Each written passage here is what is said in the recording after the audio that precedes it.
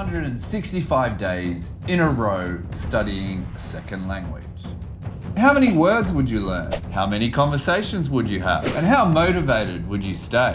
But there's one catch. You can only use Duolingo. What? Isn't that some trashy grammar translation app?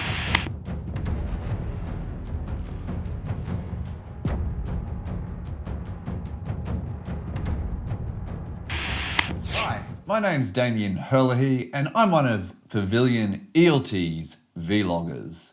And welcome to the July-August issue of the Modern English Teacher.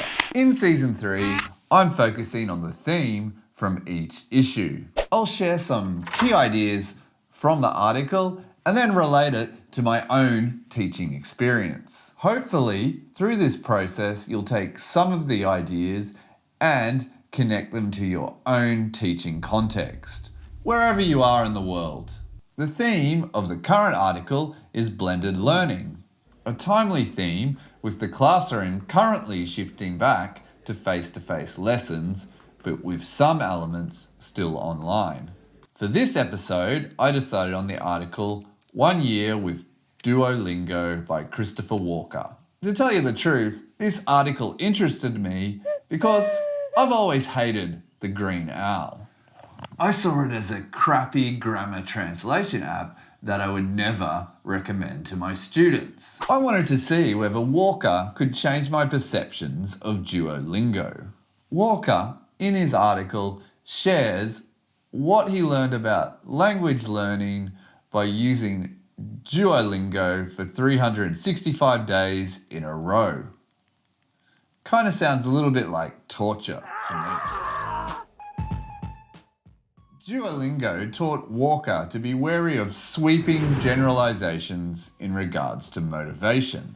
As teachers, we often pigeonhole students as being highly motivated or lacking motivation. Walker noticed his motivation varying according to what he was doing in his life at that point in time. For example, just before he was traveling to a country where he was learning the language, his motivation peaked.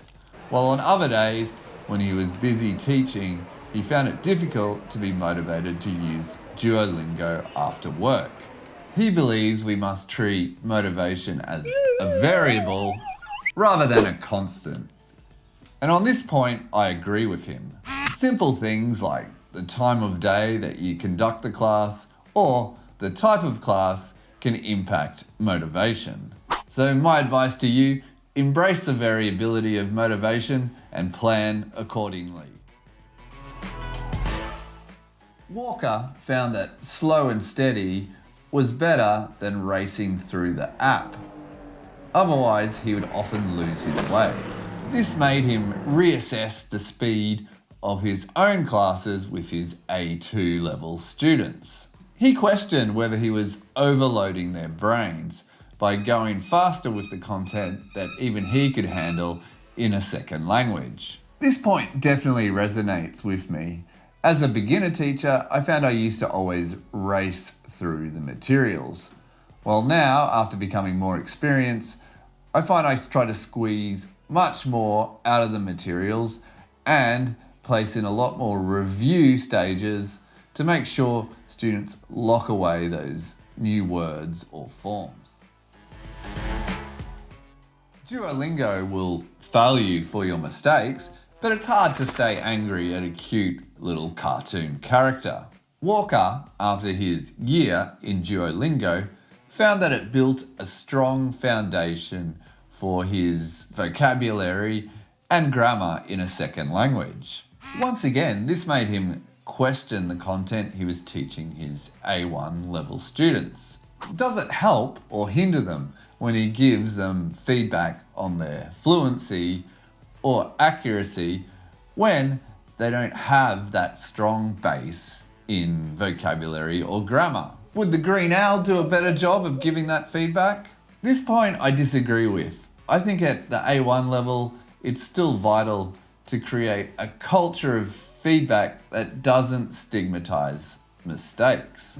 Or if that doesn't work, maybe dress up as a colourful mascot to deliver your feedback. What is the best way to learn a language?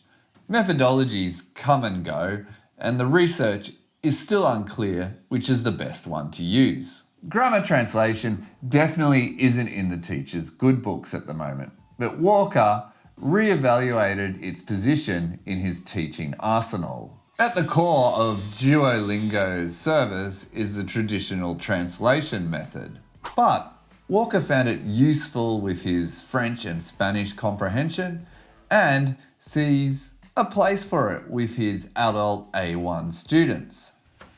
In my opinion, the TEFL industry definitely has a history of discarding old methodologies when new and fancy ones come along. I now take the path of eclectic principalism, picking from a broad range of methodologies rather than ruling out things like grammar translation and audiolingualism. Sustained effort over time is one of the key indicators of success in any skill. By studying regularly every day, Walker found the compounding effects of consistency. However, he found if he just missed a few days, it would put him backwards in his language learning. So now, when his own students miss his classes, he always takes great care to make sure they're up to speed with what they're doing. But what about the summer holidays? Duolingo. After reading Walker's article, I decided to do my own challenge and use Duolingo for 365 seconds rather than 365 days. Let's hit it. Now, I can't remember the last time I used Duolingo, but the functionality and the activities have improved a lot. And strangely enough, I actually found myself enjoying it. For my little experiment, I set my profile up as a Thai student studying English. And I must admit now that I could see this tool being useful for students to practice English outside of class or on the go.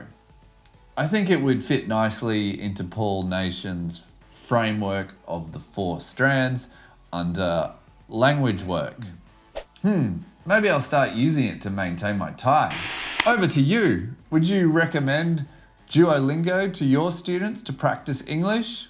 Before you go, make sure you subscribe to ETP to keep taking your professional development to greater heights. See you later.